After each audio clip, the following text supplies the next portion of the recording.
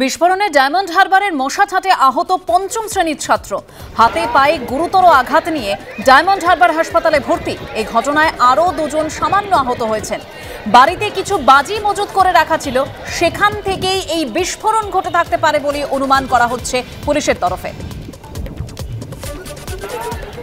10 বছরের বাচ্চা আজকে সকালে একটি দুর্ঘটনায় আহত হয়েছে। এটা খবর পাওয়ার পরে আমরা ওকে হসপিটালে ভর্তি করেছি এবং যাতে ট্রিটমেন্টটা ভালোভাবে হয় সেটা আমরা নিজেরা দেখে নিচ্ছি। এখন পর্যন্ত যেটুকু আমরা পাড়া প্রতিবেশী বা বিশেষ করে ওর বাড়ির লোকেদের সঙ্গে কথা বলে যেটুকু আমরা পাচ্ছি, তাতে করে ও বাড়িতে কিছু ওদের কাজই ছিল। ওই একটা পরিবারের সদস্যের কাছ থেকে আমরা পাচ্ছি সবে বরাতের সময়কার কিছু বাজি ছিল, তার মধ্যে হয়তো কিছু নিষিদ্ধ বাজিও থেকে থাকতে পারে। সেইখান থেকেই এই দুর্ঘটনাটা ঘটেছে। যদিও আমরা আরও ভালো করে এটা একদম প্রাথমিক স্তরে আছে, আমরা ভালো করে আমরা দেখি। কোচবিহারেও তৈরি হচ্ছে রাম মন্দির, তাতে সাহায্য করছেন বিজেপি সাংসদ ও কেন্দ্রীয় প্রতিমন্ত্রী নিশীথ প্রামাণিক।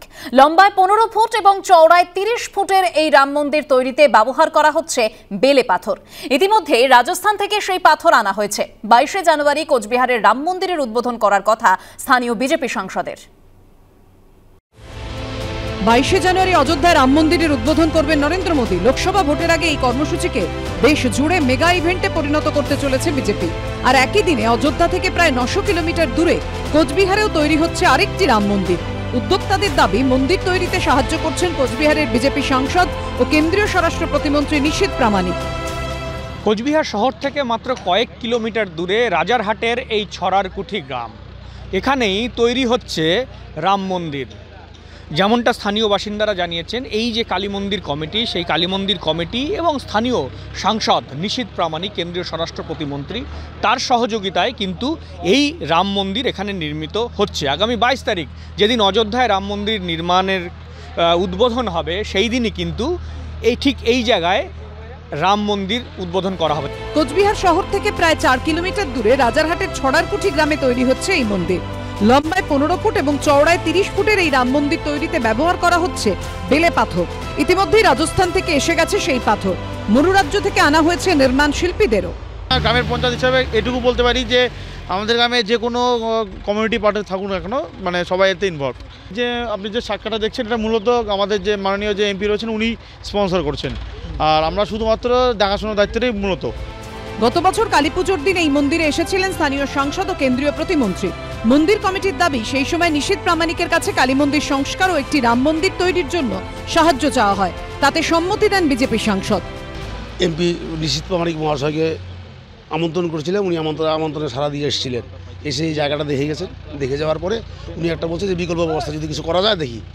তারপরে এই যে অযোধ্যার রাম মন্দির 22 তারিখে উদ্বোধন, ওখানে কাজ তো অনেকদিন আগের থেকে শুরু হয়েছে। উনি বলেছিলেন যে ঠিক আছে, জায়গা যখন আছে তাহলে একটা রাম মন্দির করা হোক। ওনার এই আশ্বাসে আমরা মন্দির কমিটির সবাই মিলে বসে একটা সিদ্ধান্ত নিলাম। নেওয়ার পরে জায়গা যখন আছে মন্দিরের কাজ শুরু করব। মঙ্গলবার এই নির্মীয়মান রাম মন্দিরের কাজের অগ্রগতি দেখতে আসেন স্থানীয় বিধায়ক ও বিজেপির জেলা সভাপতি সুকুমার রায়।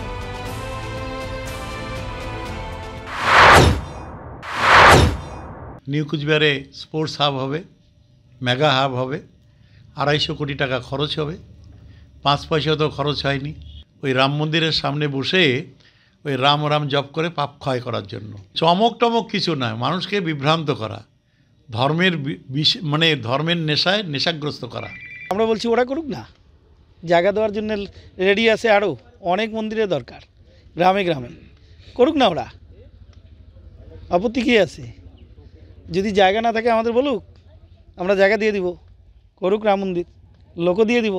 সূত্রের দাবি, 22শে জানুয়ারি অযোধ্যায় রাম মন্দির উদ্বোধনের দিনই এই মন্দির উদ্বোধন করার কথা বিজেপি সাংসদ নিশীথ প্রামাণিকের। শুভেন্দু ভট্টাচার্য রিপোর্ট, এবিপি আনন্দ, কোচবিহার।